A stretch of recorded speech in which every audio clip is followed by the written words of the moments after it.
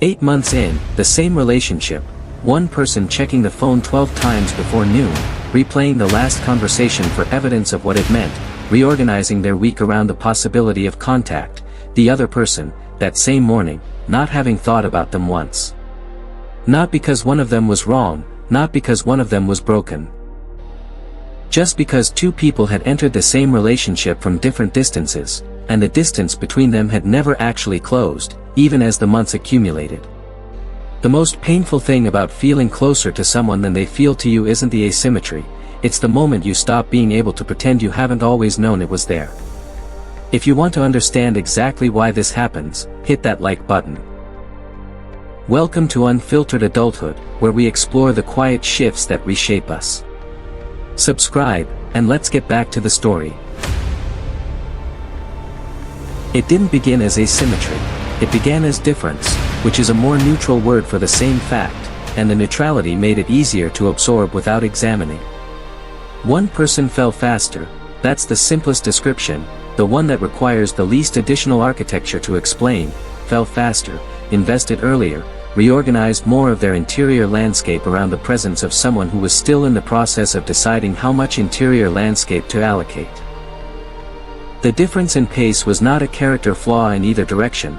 People arrive at connection at different speeds, for different reasons, from different histories, with different amounts of available space, and the early difference in pace was not, by itself, the problem, was not inherently the sign of anything that wouldn't eventually resolve into something more even.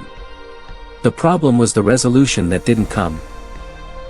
The equalization that was waited for across 8 months of data that consistently, quietly, without drama or cruelty, indicated that the gap was not closing, that the other person's investment, while real, while genuine, while present in every interaction, was simply operating from a different depth, a different frequency, a different amount of the specific interior space that gets reorganized around someone when the connection is symmetrical.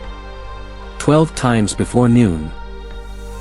That number, never counted at the time, only reconstructible in retrospect, was the daily measurement of the asymmetry, the precise quantification of the gap between how much of the day was organized around the other person and how much of their day was organized around them, which was, the data consistently suggested, considerably less. The explanations arrived on schedule, as they always do. Busy, different communication style, not a phone person, shows love differently, just takes longer to open up, each one accurate in isolation, each one selected from a genuine inventory of possible truths, each one doing the necessary work of keeping the asymmetry from being seen clearly for long enough that the investment could continue to accumulate. The investment accumulated, the knowing accumulated alongside it, filed separately, not examined, not connected to any decision. And the gap between what was felt and what was true widened, quietly, in the space between 12 phone checks before noon and 0. The moment it became undeniable was not a crisis, it arrived as a Tuesday, an ordinary one, a small piece of information delivered without weight by the other person that revealed, in a single sentence, the precise shape of the interior space they occupied in the other person's life.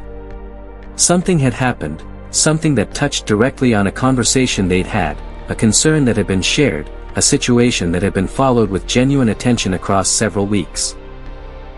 And the other person had not thought to mention it, had simply not registered it as information that required transmission, had lived inside the development and its resolution without the automatic impulse to share it that would have been, if the positions were reversed, entirely involuntary. Not withheld, not a decision, not a conscious choice to exclude. Just not thought of, which is the more accurate and more difficult description, because withheld implies a deliberate act and the reality was simpler and more final than that. It had not occurred to them, because the daily texture of the other person's inner life was not something they were continuously tracking.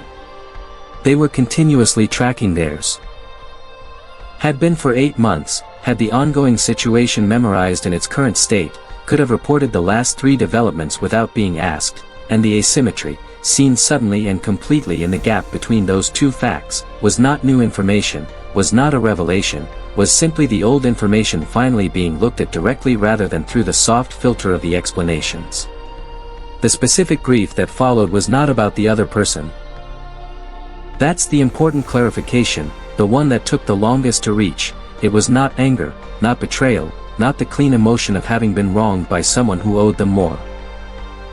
It was something more internal, more implicating, the grief of understanding that the relationship had been experienced as something much larger, much more central, much more organizing by one person than by the other, and that this had been true for 8 months while being known for approximately 8 months and named for approximately 1 day.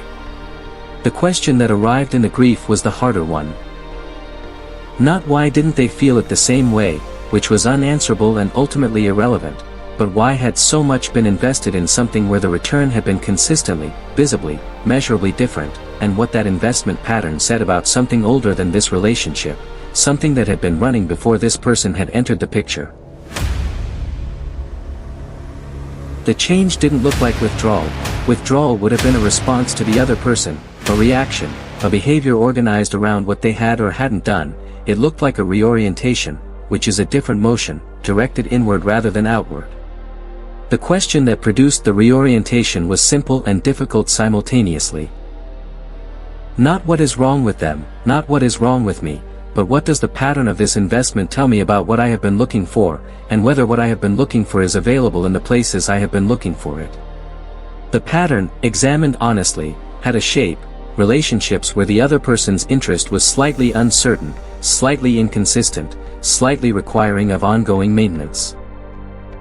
And the shape was familiar, was recognizable from previous configurations, was not specific to this person but was the common feature of a series of investments that had produced the same asymmetric outcome across different people, different contexts, different years. The familiarity of the shape was the most useful data. Not because it condemned any of the people who had carried it, not because it explained away the specific reality of this specific relationship, but because it located the source of the investment pattern somewhere other than in the other person's behavior, somewhere in the internal calibration that had been selecting for these configurations without being asked to account for the selections. One conversation. Not with the person at the center of the asymmetry, not a confrontation, not the expression of the grief that had been accumulating, but with the question itself, privately, in the specific honesty that only becomes available when the explanations have finally been exhausted, when the data has been looked at directly for long enough that the generous interpretations no longer fit cleanly over it. The conversation produced no dramatic insight. Just the quiet acknowledgement that the investment had been real, the connection had been real, the asymmetry had also been real, and that real and equal are not the same thing, and that the confusion of the two had been the organizing error of the previous 8 months. This is not a story about the relationship ending.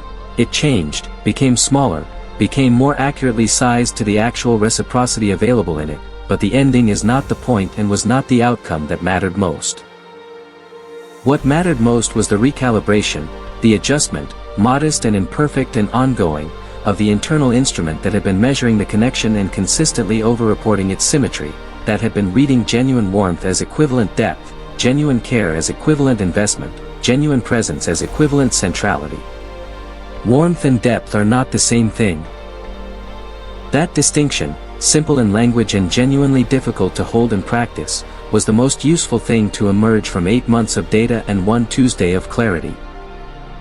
A person can be genuinely warm toward you, genuinely glad you exist, genuinely present in the interactions you share, and simultaneously not have you organized into the center of their daily interior life, and both things can be true without either of them being a failure, without either of them being a verdict about your worth.